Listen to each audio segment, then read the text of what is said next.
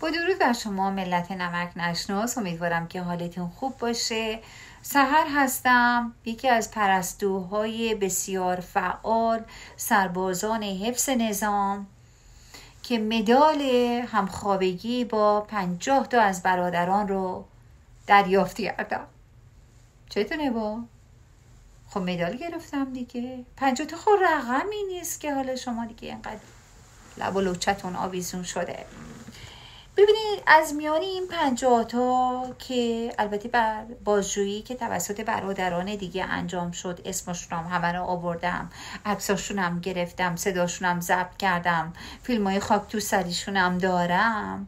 آره همه 50 تا.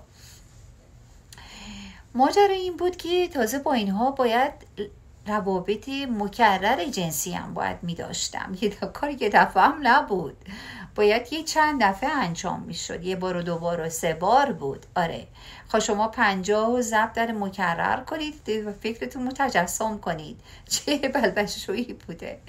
گفتم من یه سرباز بسیار قوی و فعال برای حفظ نظام هستم. سحر قویه، اسمشو مثلا بذارید سحر قویه. طوری شده که داد بکشید اصلا صدا منعکس میشه. خدای توبه. یه چی دیگه اطلاعات سپاه، بسیاری از اسامی این برادران گیلانی رو که 50 تاشون رو بنده سرویس دادم برای حفظ نظام و نگهداری نهضت، همه رو اسمشون رو پیدا کرده و که اونا نمیتونن تکون بخورن آبروشون میره. فیلماش همه هست. البته برای سرویس دادن به این 50 تا برادر خدای توبه، برای سرویس دادن به این 50 تا برادر ما باید یه نقشه ریزی لوجستیکلی و استراتژیکلی، یا خود استراتژی باید انجام میدادیم، نقشه باید میکشیدیم، لوجستیک رو باید حساب میکردیم. مثل نقشه هایی هست که مثلا مهندسا میکشن برای آبیاری یا جاده کشی اینا. خب ما باید میشستیم که این 50 تا رو دسته‌بندی میکردیم به ترتیب قد، به ترتیب سن، به ترتیب پیشینه، به ترتیب حقوق، کچلی، بوگندوی، اینا همه رو باید حساب میکردیم، بعد دسته‌بندی میکردیم. بعد از بین این 50 تا 5 تا اینا رو با مینیبوس میآوردن خدمت بنده. چطوره؟ تا حالا برای شما اتفاق شما تا حالا با مینیبوس کس نیومده در خونتون؟ من گفتم من فعالم و بسیاری هم پرکار. ولی راست شو بخوایم میتونم مثلا براتون یه شبش رو تعریف کنم، چون 50 تا بودن، مکررم بود. خب میشه کتاب ها نوشت، اصلا میشه سریال درست کرد برای پورنهاب.